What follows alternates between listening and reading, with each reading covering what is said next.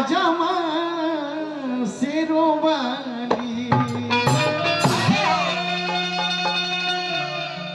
तुझ पे बारू में पूजा के था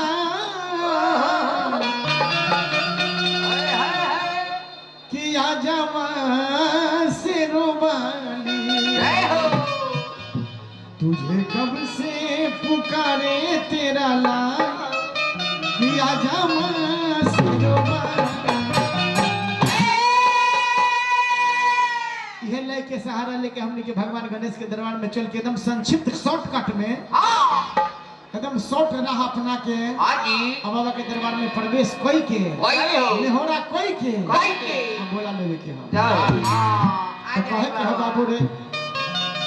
कि आजा मुझसे पर हो के सवार आजा मुझसे पर हो के सवार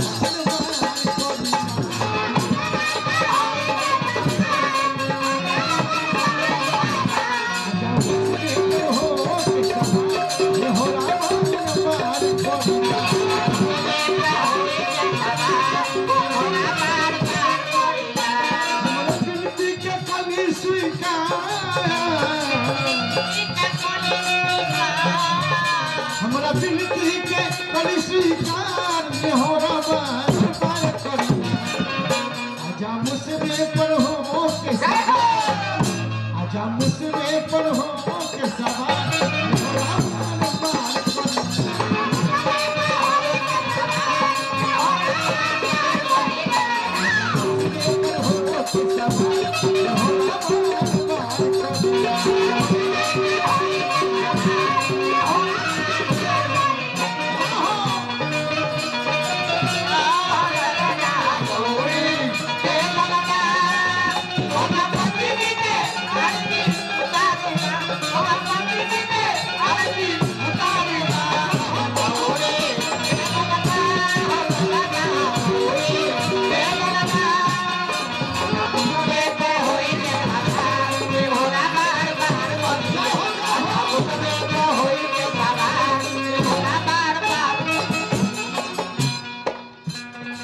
कहाँ तक और परिवार के बखान करिए बाबा ये लड़का के औकात के बाहर के बात ये लड़का के क्षमता ना हाजिर और परिवार समेत और बड़ाई प्रशंसा करो देखो हो भाई सीटी के लेकिन कोशिश कर रहल बनी भक्ति के शक्ति सहित मंगल दान देवे की कृपा के लिए बाबा लड़का बार बार कहता है रोजे रोजे कहता है का कहता है एक दर्द दाना बंसी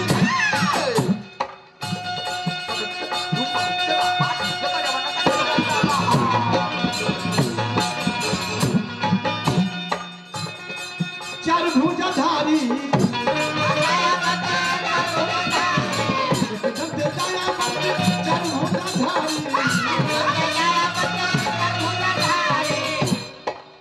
पिता महादेव जी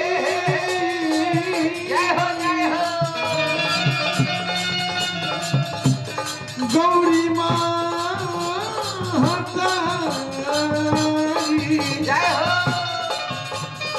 पिता महादेव जी गौरी महातारी पिता महादेव जी गौरी महातारी हमरा नैया लगा दी वही पार हमरा नैया लगा दी वही पार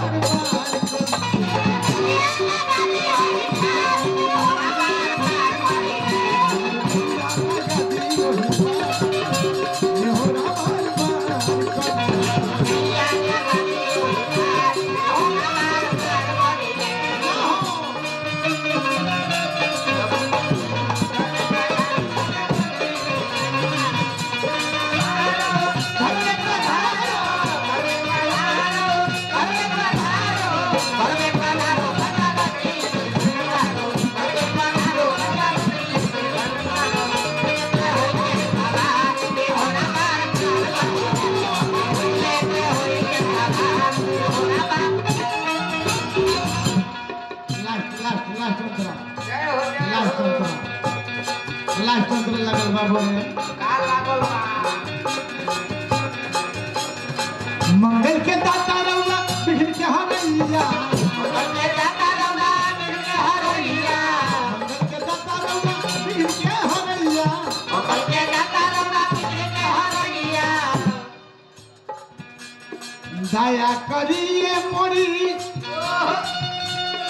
पार्वती मैया दया करिए मोरी पार्वती मैया दया करिए मोरी छठी मोर मैया दया करिए मोरी छठी मैया हमर नैया लगा दियो ही पार जय हो हमर नैया लगा दियो ही पार कि हमर नैया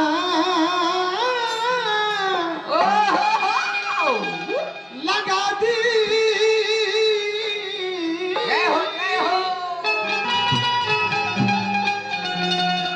लगा दी लगा दी लगा दी